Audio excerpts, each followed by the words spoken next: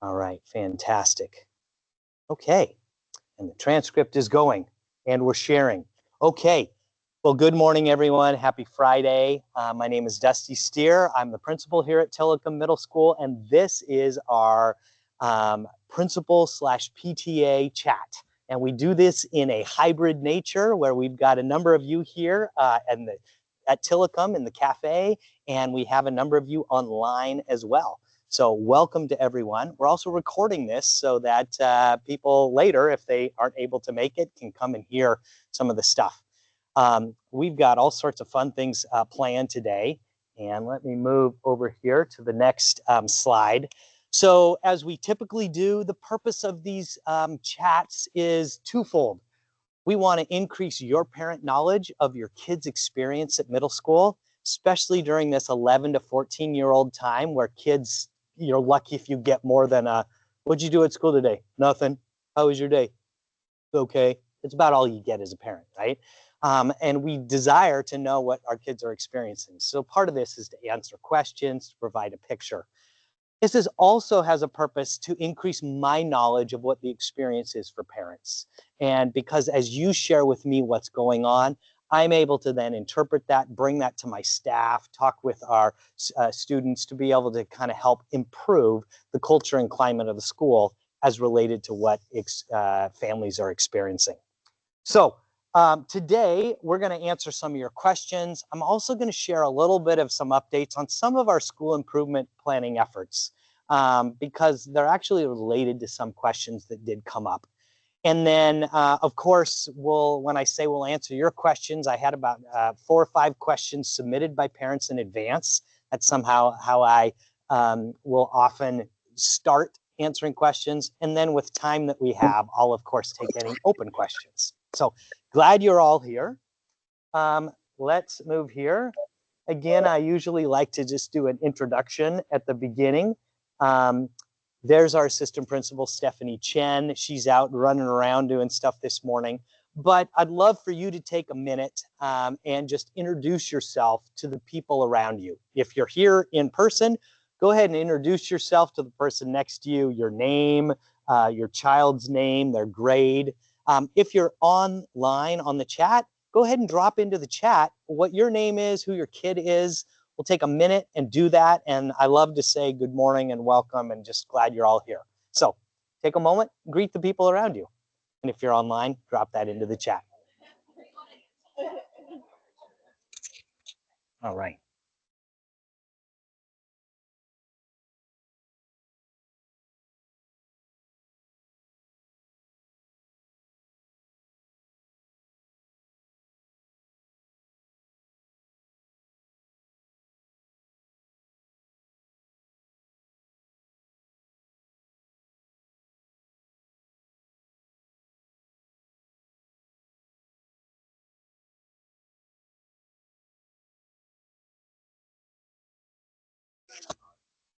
All right. Well, good morning, everyone online. Good morning, Josh. I'm glad you're here today. And I saw Freya in the hall this morning. Good morning, Amy. And Walter is your son. Okay, fantastic. Well, good morning, Judy. And Pi is a 7th grader. I hope I'm saying that correct. Well, I'm glad you guys are all here today. And happy Friday. It's going to be a great day. All right.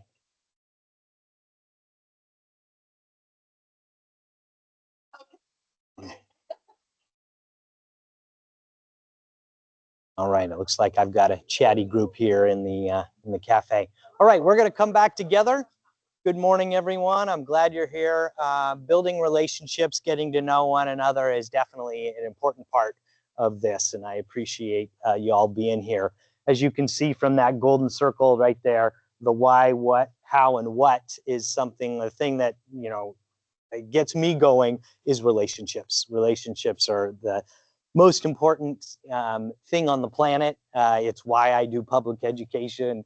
I love people. And so getting to know people and their stories is really valuable. All right, let me make sure that I'm going to the next page. Okay, this is the Tillicum PTA principal chat, and I really value our Parent-Teacher Association, in particular our leaders. And so I actually want to invite up our PTA president, Kylie, right now. If I'll give you the little microphone, you can hold it or clip it on, and maybe what's going on, Kylie, with respect to things in the PTA? Okay, so there's a few things this year.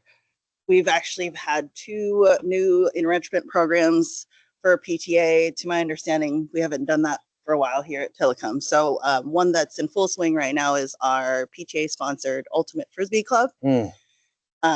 They practice twice a week, and they have games on Saturday, which is a separate program with the Northwest Disc Association, I think. But it's great that they can form a Tillicum team, and they're practicing now. The other thing we're going to do, it's starting this coming March, is our finance camp.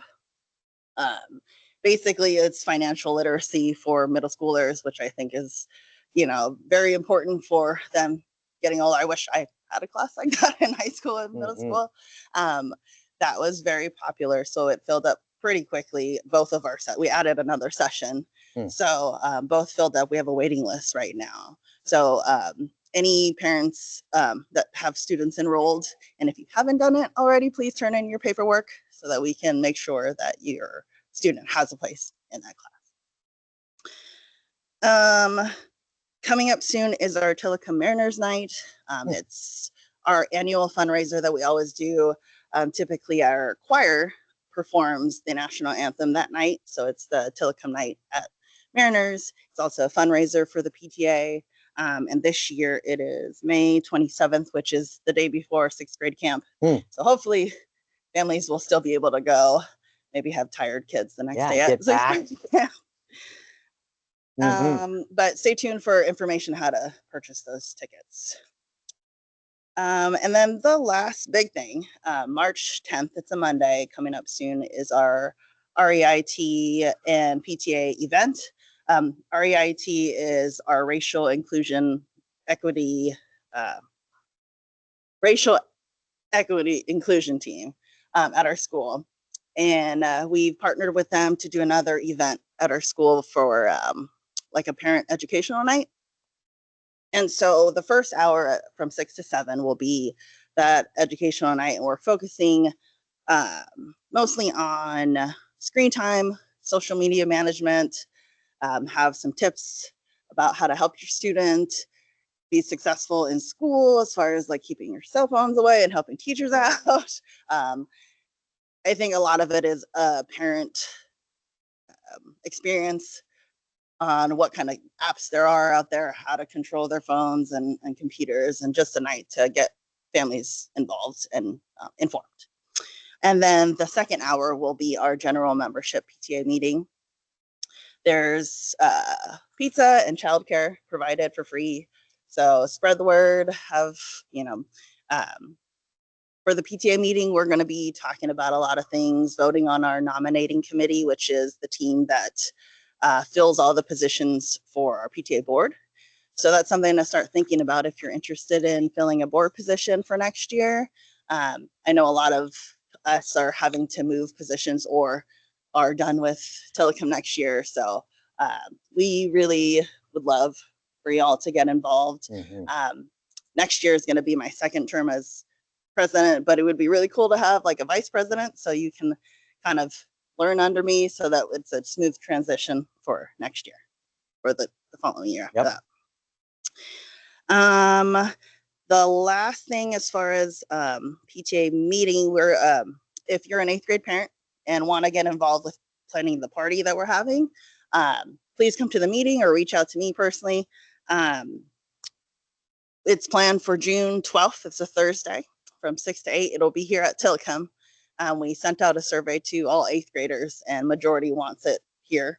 So we're going to give them what they want. So yeah, if you're interested and want to help plan, we could really use your help.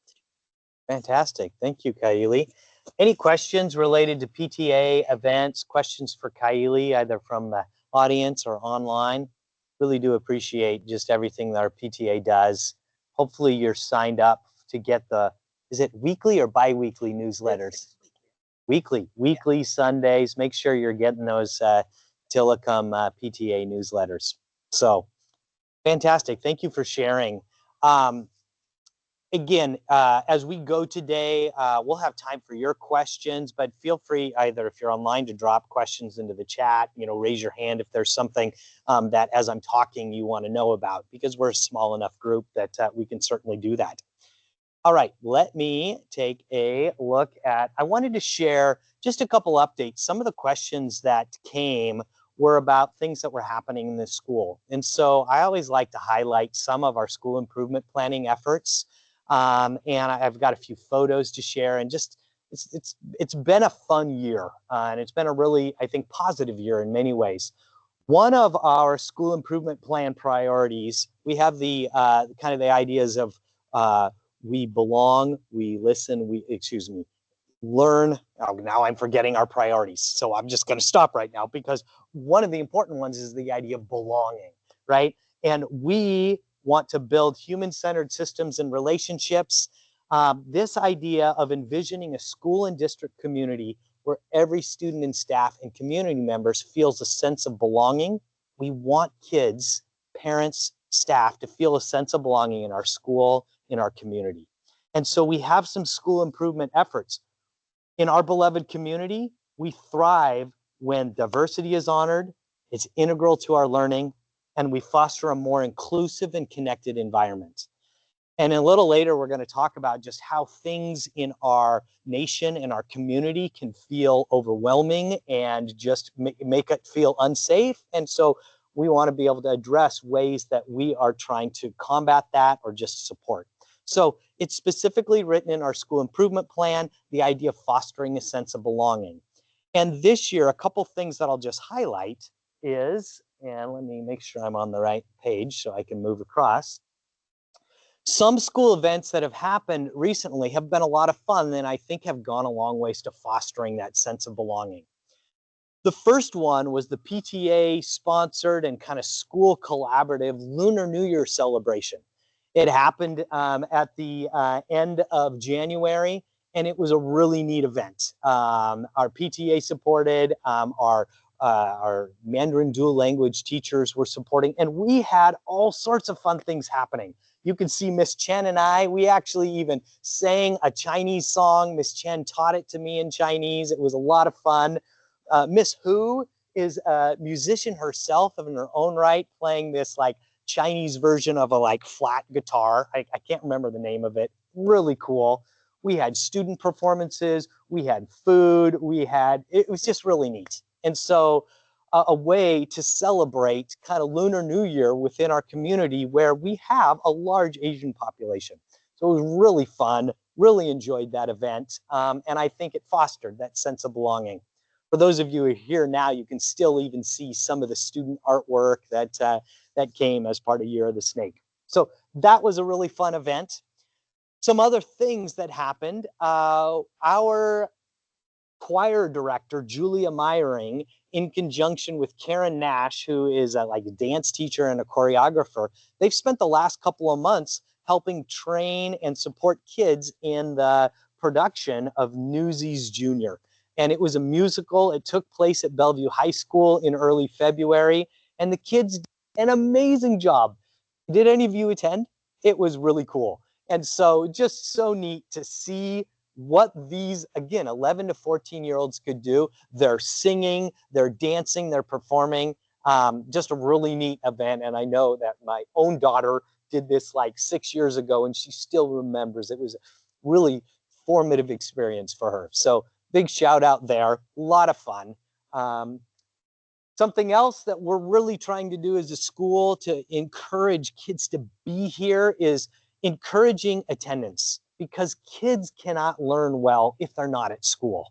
And most parents and kids know this, but even it's oh, let's take an extra day or two following a break. It'll be cheaper to fly home. I get all that, but we really want kids back kind of at school. So we've been doing some positive ways just to encourage kids to come to school, and it's coming back.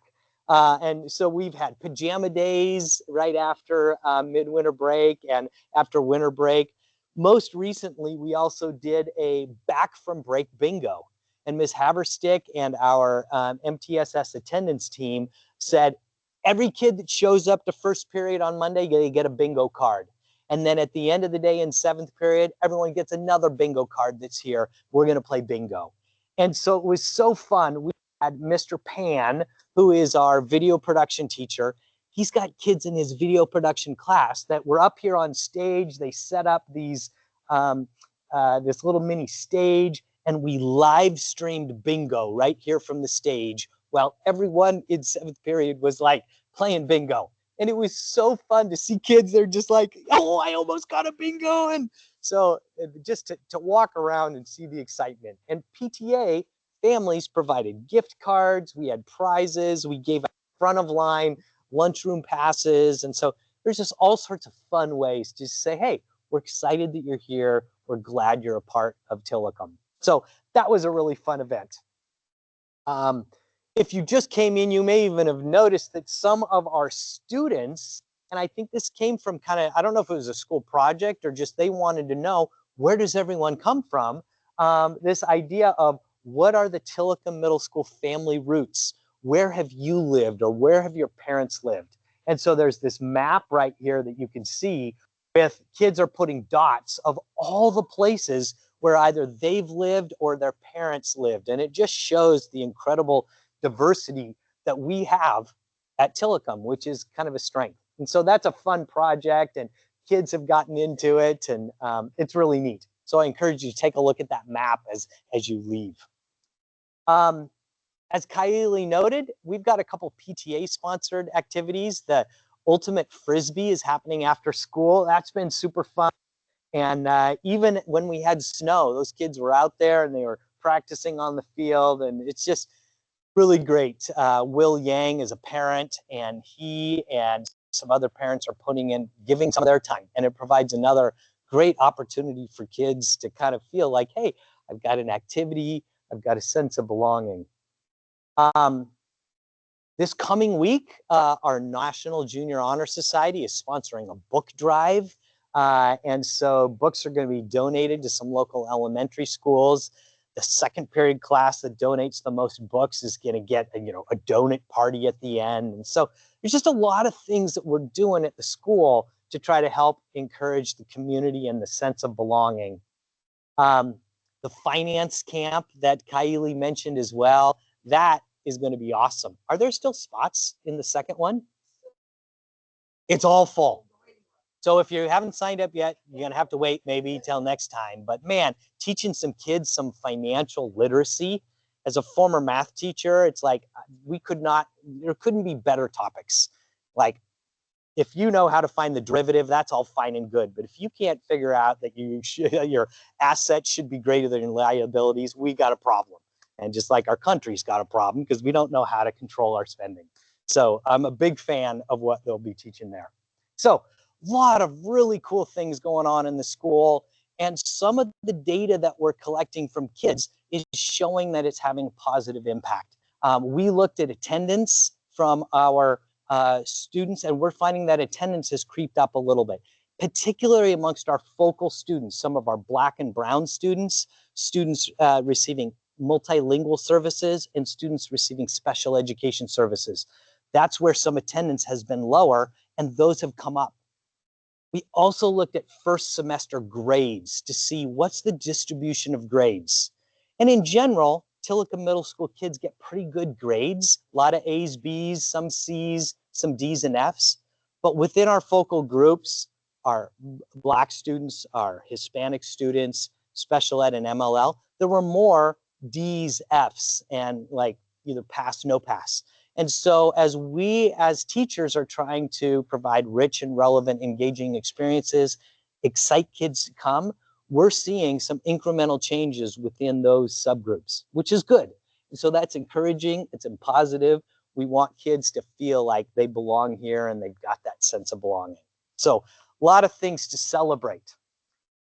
At the same time, there are some things that are still difficult. And so some of the questions that you submitted to us, I think want to go probably into the most difficult one first. One of the questions, let me actually go to this one.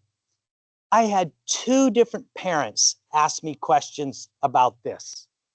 What can be done about students that are being rude and mean? It's gotten exponentially worse. What's the school doing about bullying? It's extra awful this year. It's a daily occurrence for my kid, and the number of students needing HIB, meaning intervention, harassment, intimidation, bullying, is unreal. It's a nightmare. What parents are feeling through their kids it's true. And we actually ask kids, we provide a panorama student survey each year, both in the fall and then in the winter, asking them what's the climate. And we ask students questions about, hey, when do you hear racist comments? When do you hear comments that may be homophobic or ableist, talking about how smart or dumb person is, talking about body type? And kids responded and say, we experience a lot of discriminatory language at Tillicum. And it hasn't gotten exponentially worse. It's been there for a few years. Sometimes I think in our day and age, when we see some of our world and nations leaders, the way that they interact, it's also just abysmal. And kids may model that. There's all sorts of things, but kids are saying that, where do you hear these discriminatory remarks the most? And you'll notice even from this graphic that kids are saying that it happens in the classroom and in the hallway and the lunchroom kind of the most. But in particular, the hallway and the lunchroom are what we call hot spots. So we're working with our building leadership team. We actually, and this is kind of a long email that I sent to them, and I'll just summarize, but I basically said, kids are telling us there's a lot of discriminatory language that's happening. When students can't do something well, if they can't read, we teach them. We teach them phonics and decoding skills. When students struggle with math, we teach them to improve their literacy. When students can't do social, emotional, like interpersonal skills, we are morally kind of responsible to continue teaching. And when you're at the elementary school, teachers by nature do this a little bit more. You've got a class of 25, 28 kids that are your own. You have them kind of all day long. When you make it to secondary school and you're going to 7 different periods and classes, it's a little harder. Teachers sometimes focus a little more on their discipline. And when I say discipline, their content. But we are seeing the need to explicitly teach social emotional skills that allow kids to understand what kindness and respect looks like. And again, I'll just put this out to you as a parent. It's like, part of the reason that our kids struggle with this so much is because we now live in a digital age where cell phones and computers have replaced the ability to interact with someone, to look someone in the eye, to be able to say hi. And so if your child is on their computer a lot, on their phone a lot, you need to change that. And as teachers, we are also needing to kind of work and to kind of combat that a little. A plug again for the PTA Racial Equity and Inclusion Night on March 10th. We're going to come together as families and we're going to talk about how do we balance and manage social media, screen time, because it's an epidemic. So you should come. We'll give you pizza. We'll provide childcare. There's going to be some good conversations.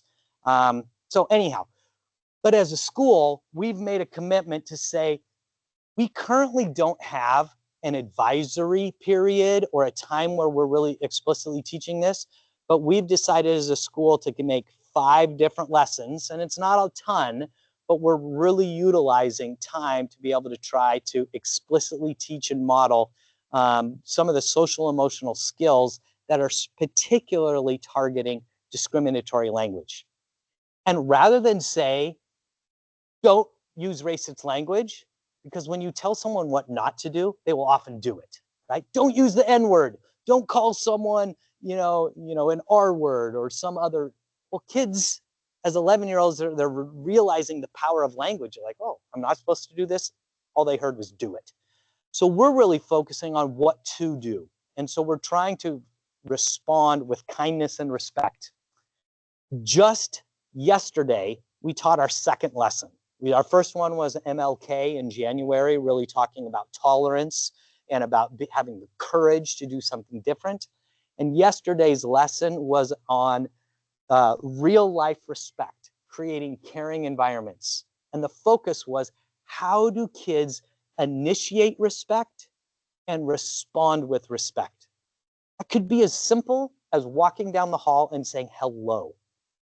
I can't tell you how often I walk down the hall and say hi to kids. Zero response. They look away. I don't know if they're nervous that it's the principal or if they just don't know how to interact. So these are some of these explicit social emotional skills that are just going to be necessary in order to be productive members of society. And so as a school, we're really trying to teach and to model this. We want to be positive. We want to do it in ways that are going to be proactive. But those are just a couple of the things that we're doing to try to combat just this like feeling that is in our world and even in our school of being able to just tear other people down. So we won't be able to do it on our own, and certainly 5 lessons isn't going to do it. I'm hopeful that over time, that as middle schools, we may adopt a different schedule that has an advisory period built in where we can weekly be teaching explicit social emotional learning and providing a smaller community. But this is one of our efforts. And we'll measure the results again in early May to see, are we having any incremental changes? So I'll pause right now to see if there's any questions or comments related just to this idea of kind of the kid experience, especially with respect to the bullying, harassment, discriminatory language. Yes, Megan. Yep, here, I'm going to give you this so that everyone can hear it. Okay, a couple questions. First part, what are the last 3 lessons? Yep. Second part, when are you squeezing this in? Yeah. And third part, wasn't there something to do with reimagining middle schools where they're trying advisory? Yep. So great questions. Thank you so much. So yes, as part of reimagining middle school, there's 2 pillars that kind of came out. And one of those pillars was problem-based learning, the ability to kind of engage in ways that are not so didactic. And the second was the idea of advisory. And so, yes, that came out of reimagining middle school. And because we would have to adjust the schedule and the workload potentially has an impact on teachers, this is something that needs to be bargained. So currently, Bellevue School District and our teachers are essentially trying to bargain if we're going to dramatically overhaul perhaps our schedule and how and where we find time weekly. So I'm hoping that with the current bargain that we may, in a perfect world, have something where there's an advisory period as soon as September of 2025. It may be that we actually can't do it till September of 2026. So, but for the short time, we as a school have created these 5 different kind of monthly lessons. We create a modified schedule. We take about 30 minutes out of the school day by borrowing a few minutes from each class period. So yesterday, each class period was 4 minutes shorter so that we could have that half an hour lesson that was taught in 4th period classes. So it's a little bit of a Band-Aid as we're trying to do just little things. Yeah, did I answer all the questions there? Oh, the last 3 lessons. So yeah, in March, as we go from initiating respect and responding with respect, in March, the lesson is going to be talking about the power of language and how language is something that we do experience, but just that words matter. And the idea of like sticks and stones will break my bones, but names will never hurt me. Not true at all. Names are actually far more powerful. So, and then in May and early June, I can't remember exactly where we go, but we're using some of the character strong curriculum to map out our lessons specific to thinking about the language in these hotspots. So great questions. Anything else with respect to that? Looks like there's something here in the chat. Josh says, thank you for that info and continuing the social emotional learning. I know these issues of interpersonal and social skills are daily experiences. Yeah, so. Say again? Yes, so it is the passing period right now, and we have a 5-minute passing period. During the first 4 minutes, we play music. The last minute when it goes silent, that's code for kids like, oh, I better get to class. We don't have a ton of tardies, and kids do a pretty good job, and it's kind of fun. So So yes, every Friday morning I take my guitar around and I sing the Happy Friday song. So very fun. All right, it's about 9:30 right now. I have a couple more questions that I wanted to get to over here. So our next question was, let me actually go back. A couple of them were, okay, here's a real simple one that came from parents.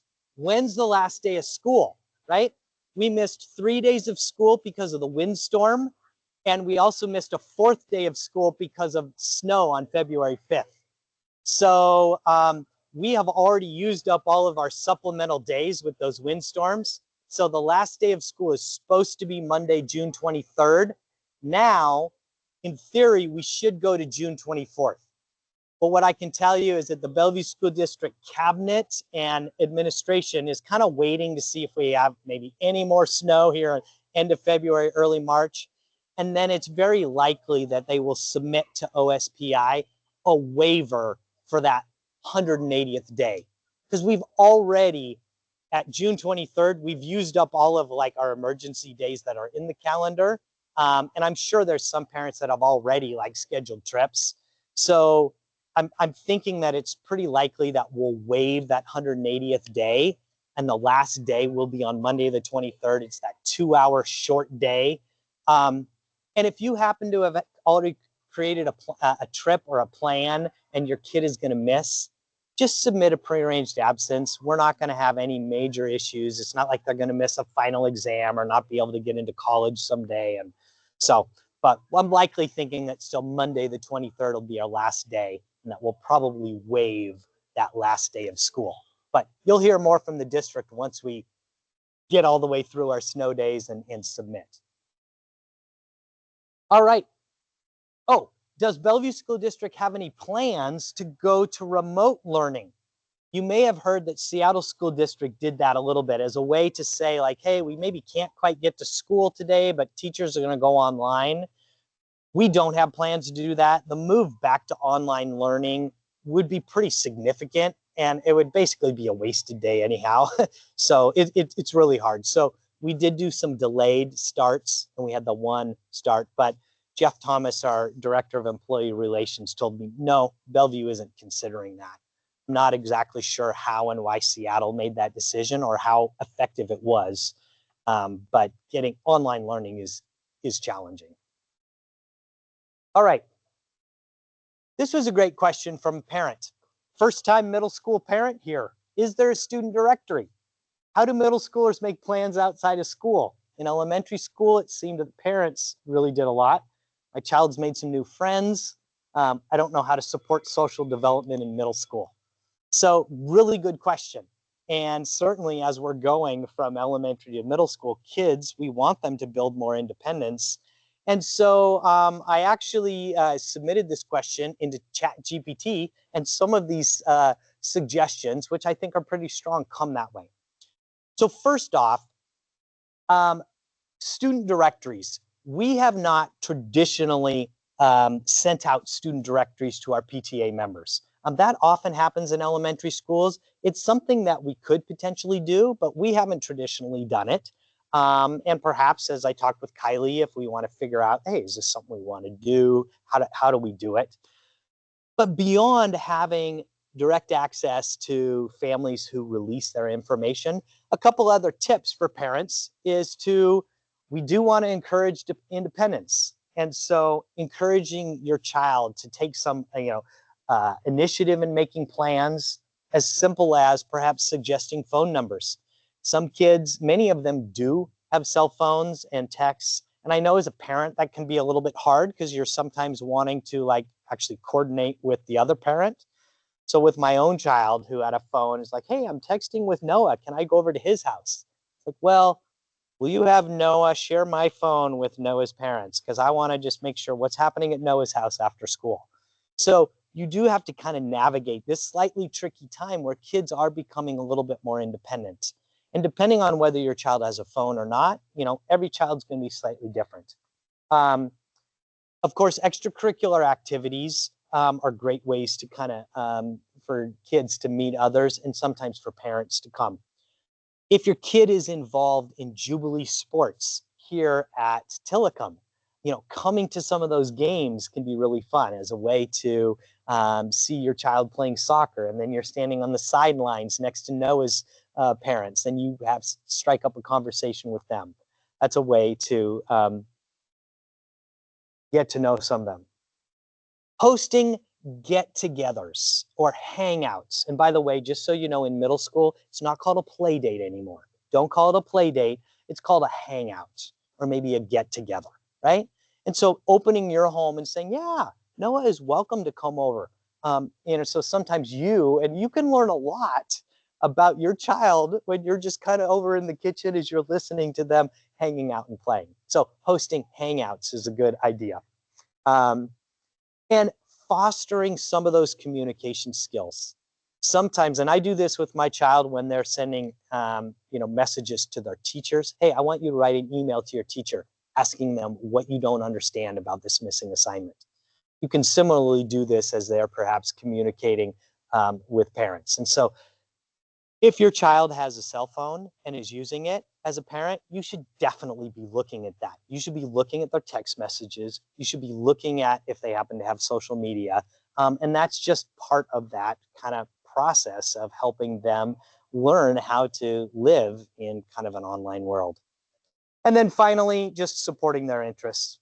So I hope that answers just a few questions with regard to how this happens. It can be a challenging time.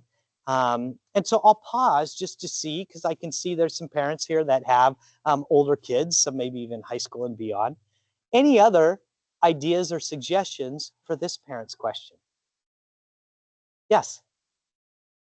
Here, we'll go like this. Oh, make sure everyone online can hear you as well. I really enjoy what you just mentioned, that when your kids have cell phones or any other devices available, as a parent you do need to check their text messages and also the chat group on their OneNote or this Teams, because we found out a lot of content in the student initiated chat group on Teams, and there are a lot of conversations going on in those chat rooms or chat groups. That is highly not appropriate.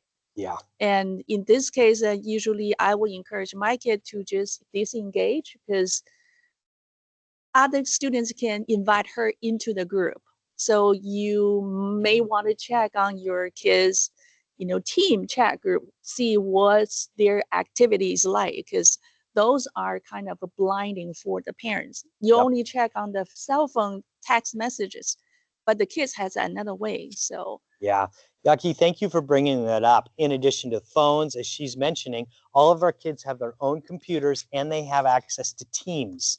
Now, while we have restricted middle school students from being able to start chats, that doesn't mean that our high school students or even our Bellevue Digital Discovery students couldn't start a chat, and then they can invite scores of kids.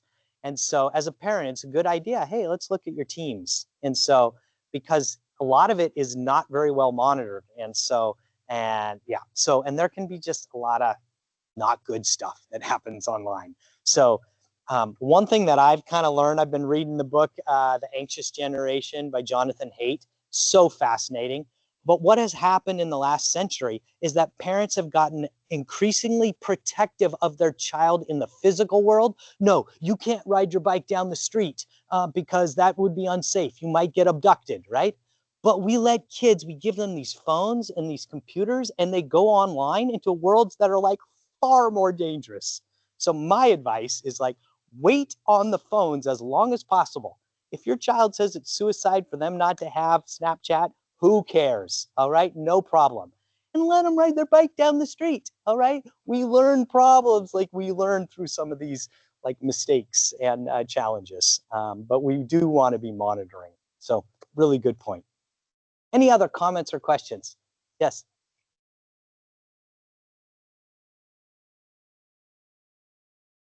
Yeah, so Anne Marie's asking, is there a list of Tillicum's extracurriculars? And so, yeah, our website, bsd405.org, /Tillicum, if you go there, you can find the place that talks about ASB, Associated Student Body, as well as some of our after school.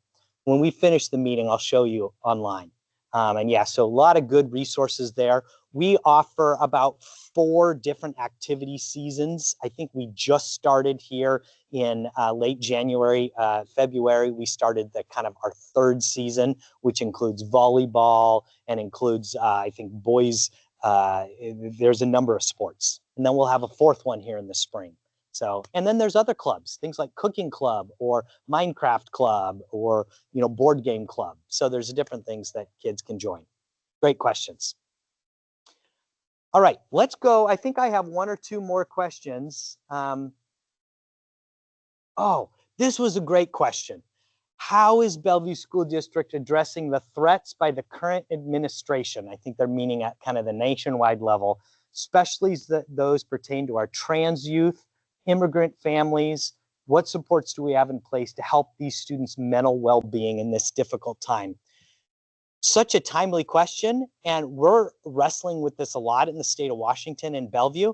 And in fact, Dr. Aramaki's blog last night just came in, talks explicitly to that. Superintendent's blog, honoring the diversity and preserving civil rights. I'm going to see if I can bring this up. I may not be able to, but yeah. Anyhow, in short, what Dr. Aramaki says is, as all these executive orders are coming really fast and furious, dismantle diversity, equity, and inclusion, no LGBT rights, immigrants, like go back to your home country, the stuff that is incredibly alarming and makes for a really unsafe place, our school district response is that we will follow the direction from our state superintendent of public instruction. And so just like President Trump says, like, hey, we're just going to dismantle the Department of Education, there are states' rights. And so we follow the direction from our state superintendent. And Chris Reichdahl, who's our state superintendent of public instruction, he's quite progressive, but he really affirms, both with state law and all our direction, the response that we have for our immigrant students. We don't ask kids like, hey, we just say, can you establish residency? And where do you live? And yes, here's your utilities. We're not asking what their immigration status is. If any sort of immigration authorities come here to the building, I will stop them. I say, where is your search warrant? No, you do not get to come on to these protected places. And so we continue to want to foster an environment that's safe for all of our students. And all the executive orders that are coming about, they create a lot of concern. But I still believe that within our progressive state of Washington, that we value the diversity that we have. We value all of that, and we will continue to respond and follow our state law. So I really encourage you, go look at that blog and that website. There's even a 12-minute video of Superintendent Reichdahl kind of explaining all of this, but it will hopefully give some good insights into how the Washington State and Bellevue School District is responding to just this flurry of executive orders that can feel really overwhelming. But it's our job to continue to educate and to provide a safe learning space for our students. Any questions with that or anything? All right. Great questions that parents submitted. Yeah, I think what I'll do is I'm going to actually come back here. I do have a few more minutes. It's about 9:45 now. I don't have anything till 10 o'clock. If you need to jump off online or need to leave, that's fine. But I do want to open up what other questions are coming up that may not have been submitted in advance, or you just want to know what's going on at Tillicum or anything like that. So feel free to raise your hand or drop it into the chat. We've got time for a few more questions. Yeah, go ahead. I appreciate the administration team is addressing the bullying and all actions, student initiated. Mm-hmm. But meanwhile, I also wanted to know, education part is always good. Teaching kids, how to initiate the respect, how to respond to disrespect, Mm-hmm. right? From angle that's good from the nature within.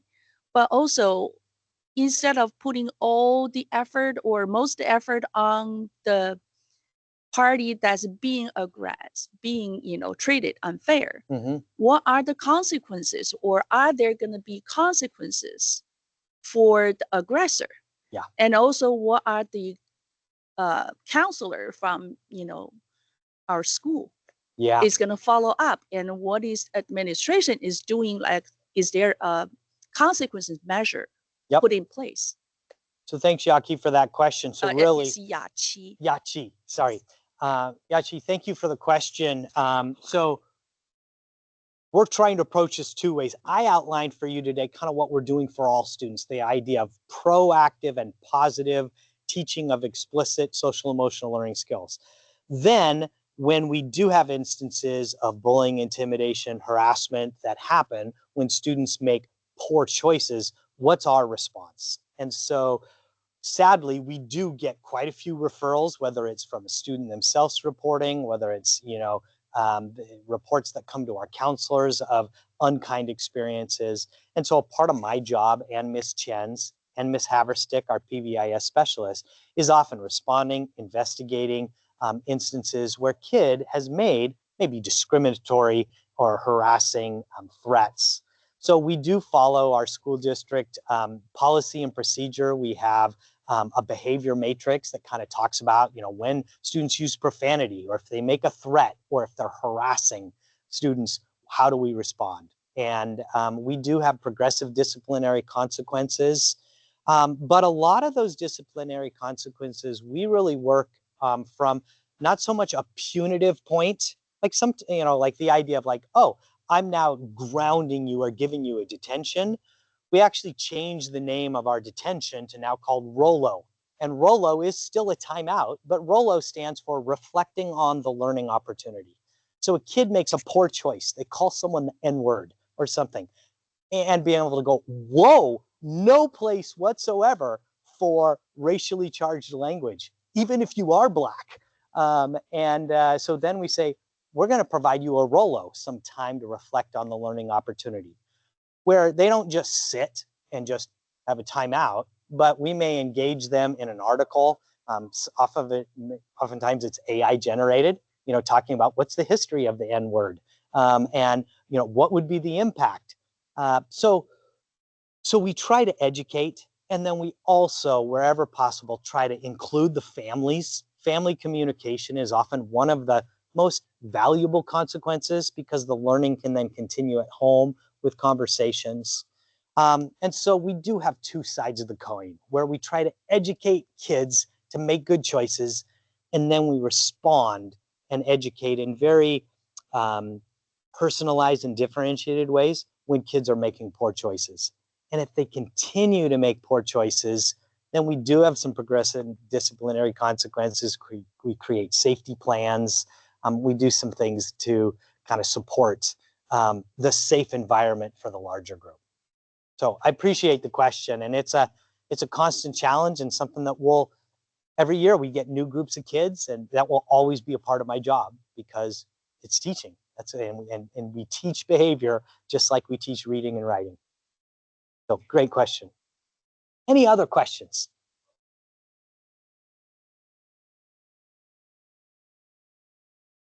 Well, I want to thank you all for being here today. We're going to do this again. Well, so again, don't forget March 10th. It's going to be an awesome community event. I hope to see lots of you, get to talk about phones. I'll definitely be there and learning from one another and sharing anything that I've learned from my own children. And then we'll do another principal chat, I believe, in early April. And so appreciate these opportunities. Hope you all have a wonderful Friday, and have a great day. All right. Thank you.